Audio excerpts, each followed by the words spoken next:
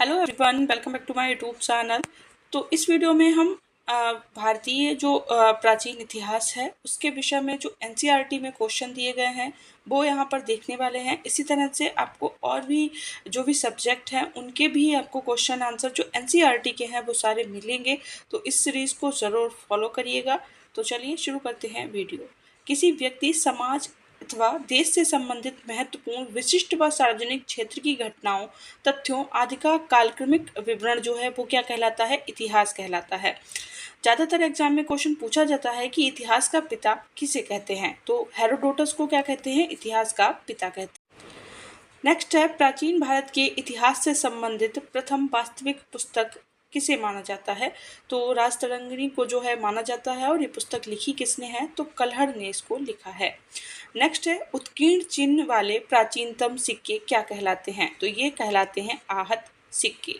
ठीक है, सिक्कों के अध्ययन को जो है मुद्रा शास्त्र कहा जाता है। और भारत में प्रागैतिहासिक खोज प्रारंभ करने का श्रेय जो है वो किसे जाता है? तो डॉक्टर प्राइम रोज को जो है ये श्रेय जाता है। नेक्स्ट है, भारतीय प्रागैतिहासिक अध्ययन से संबंधित प्री हिस्टोरिक इंडिया किसकी कृति है? तो ये है स्टुअर्ट पिगट की। चीनी यात्रियों ने अपनी यात्रा वृत्तांतों में भारत के लिए किस शब्द का प्रयोग किया है? तो इंतुन जो शब्द है इसका प्रयोग चीनी यात्रियों ने किया है। नेक्स्ट है यहाँ पर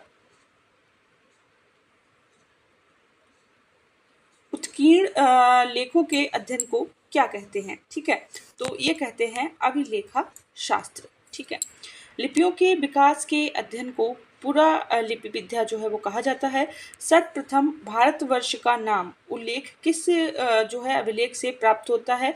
तो ये जो है ये प्राप्त होता है हाथी गुफा अभिलेख से। प्राचीन भारत का सर्वप्रथम सुनियोजित इतिहास किसने तैयार किया था? तो V.S. स्मिथ ने जो है वो इसको तैयार किया था।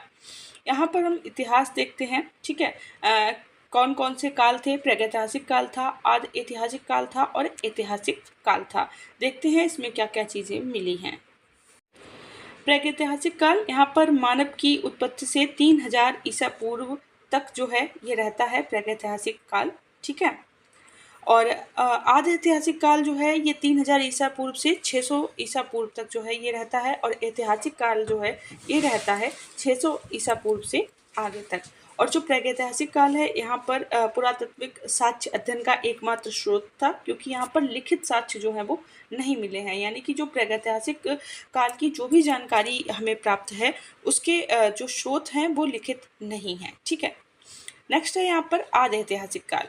तो यहाँ पर क्या है? लिखित साक्ष्य उपलब्ध हैं किंतु अपठनीय है। यानी कि यहाँ पर साक्ष्य तो मिले हैं लेकिन उनको अभी तक पढ़ा नहीं जा चुका है। ठीक है, पढ़ा नहीं जा सकता है तो इसीलिए वो आदि ऐतिहासिक काल से जो है वो आते हैं। नेक्स्ट है ऐतिहासिक काल। यहाँ पर पुरातात्विक एवं साहित्यिक दोनों प्रकार के जो है वो साक्ष्य मिले हैं। यानी कि पुरातात्विक और साहित्यिक रूप से हमें ऐतिहासिक काल की जानकारी मिलती है। प्राचीन भारतीय इतिहास को जानने के लिए किन स्रोतों का जो है वो प्रयोग किया जाता है? किस तरह से आप जान पाएंगे प्राचीन इतिहास कैसा था? तो धार्मिक ग्रंथ हो गए, ऐतिहासिक ग्रंथ, पुरातात्विक साक्ष्य और विदेशी विवरण जो है उनके माध्यम से हम इस विषय में जान पाते हैं। नेक्स्ट है यहाँ पर ब्राह्मी लिपि को सर्वप्रथम किस विद्वान ने पढ़ा था? ठीक है, तो किसने पढ़ा था? जेम्स प्रिंसेप जो है उन्होंने इसको पढ़ा था। कब पढ़ा था? 1837 ईस्वी में जो है वो उसको पढ़ा था। भारत के प्राचीनतम ग्रंथ वेदों का संकलनकर्ता कौन है? तो वेद व्यास जी हैं। वेद कितने हैं? 4 वेद हैं। कौन कौन से हैं आप लोग कमेंट करके बताइएगा। नेक्स्ट है यहाँ पर पौराणिक मान्यताओं के अनुसार भारत के प्राचीनतम राजा कौन थे? ठीक है, तो प्राचीनतम जो राजा थे वो कौन थे? मनु थे। ठीक है, नेक्स्ट है वायु पुराण में किस वंश का उल्लेख है? तो वायु पुराण में गुप्त वंश का उल्लेख है। आप ऐसे याद रख सकते हैं, वायु गुप्त रूप से चलती है यानी कि दिखाई नहीं देती। ठीक है, उस तरह से रिलेट करके इसको याद रख सकते हैं। नेक्स्ट है कौटिल्य के अर्थशास्त्र में किस वंश के इतिहास की जानकारी मिलती है? तो मौर्य वंश के इतिहास की जानकारी जो है वो यहाँ पर मिलती है। और कौटिल्य का जो अर्थशास्त्र है, आप ये बताइए ये किस पर लिखा गया है? तो ये राजनीति पर जो है ये पुस्तक लिखी गई है और मौर्य वंश से संबंधित है। नेक्स्ट है जैन धर्म का प्रारंभिक इतिहास किस ग्रंथ से प्राप्त होता है? तो ये जो है प्राप्त होता है कल्पसूत्र से। भारतीय पुरातत्व सर्वेक्षण संस्कृत मंत्रालय के अंतर्गत एक संलग्न संगठन से है। ठीक है, तो यहाँ पर जो एनसीईआरटी के क्वेश्चन हैं जो भी बनते हैं एग्जाम में वो सारे ही इससे कवर हो जाएंगे, तो इस सीरीज को आप लोग जरूर फॉलो करिएगा। चलिए आगे देखते हैं। नेक्स्ट है मत्स्य पुराण किस वंश से संबंधित है? तो मत्स्य पुराण जो है ये आंध्र शतवाहन वंश जो है उससे संबंधित है। अगला है यहाँ पर कि विष्णु पुराण किस ग्रंथ से संबंधित है? ठीक है, विष्णु पुराण किस वंश से संबंधित ग्रंथ है, यानी कि विष्णु पुराण में किसके विषय में हमें जानकारी मिलती है? तो यहाँ से हमें जानकारी मिलती है मौर्य वंश के विषय में। खरोष्ठी लिपि किस प्रकार लिखी जाती है? तो दाएं से बाएं जो है ये लिखी जाती है। नेक्स्ट है यहाँ पर नारद स्मृति से किस वंश के विषय में जानकारी मिलती है? तो नारद स्मृति से हमें गुप्त वंश के विषय में जो है वो जानकारी मिलती है। अगला है यहाँ पर स्मृति ग्रंथों में सबसे प्राचीन एवं प्रमाणिक पुस्तक कौन सी मानी जाती है? तो ये मानी जाती है मनु स्मृति। ठीक है, कौन सी मानी जाती है? मनु स्मृति जो है वो मानी जाती है। और शुंग काल का मानक ग्रंथ भी किसको कहते हैं? तो मनु स्मृति को ही कहते हैं। नेक्स्ट है यहाँ पर स्त्री को पुरुष की अर्धांगिनी किस ग्रंथ में जो है वो कहा गया है? तो ये जो है ये कहा गया है शतपथ ब्राह्मण में। यहाँ पर अभिलेख देख लेते हैं और कौन कौन से शासक से संबंधित हैं वो देख लेते हैं। सारे ही इम्पॉर्टेंट हैं पर कुछ जो हैं वो ज़्यादा इम्पॉर्टेंट हैं, जैसे कि ये हाथी गुफा का अभिलेख हो गया, अहोल हो गया, जूनागढ़ हो गया, प्रयाग वाला हो गया। ठीक है, भीतरी व जूनागढ़ वाला हो गया। ये ज़्यादातर एग्जाम में पूछे गए हैं। बाकी एक बार इन सारे ही अभिलेखों को आप लोग देख जरूर लीजिएगा। नेक्स्ट है यहाँ पर बौद्ध स्तंभ लेख। ठीक है, बौद्ध स्तंभ लेख से किसकी जानकारी मिलती है? तो सुंग काल की जानकारी मिलती है। हेनशांग ने अपनी पुस्तक यात्रा वृत्तांत का वर्णन किस पुस्तक में जो है वो किया है? तो इन्होंने सी यूकी में जो है यात्रा वृत्तांत का वर्णन किया है। हेनशांग किस के काल से संबंधित है? आप लोग कमेंट करके बताइएगा। अगला प्रश्न है यहाँ पर अरबी भाषा की पुस्तक किताब उल हिंद की रचना किसने की थी?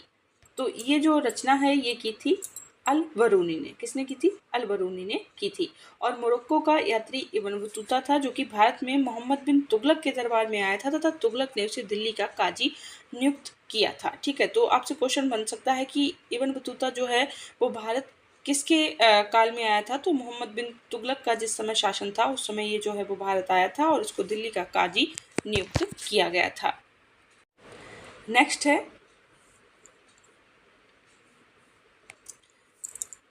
पुरालेख विधा से क्या अभिप्राय है? तो इससे अभिप्राय है शिलालेखों का अध्ययन। पुरावशेष का महानतम अन्वेषक जो है वो किसे माना जाता है? तो डार्विन को माना जाता है। इब्न बतूता का यात्रा वृत्तांत किस नाम से जो है प्रसिद्ध है? तो ये रहला जो है इसके नाम से प्रसिद्ध है और ये मोरक्को का एक यात्री था। किसके शासनकाल में आया था? मोहम्मद बिन तुगलक के शासनकाल में आया था और उसको दिल्ली का काजी नियुक्त किया गया था।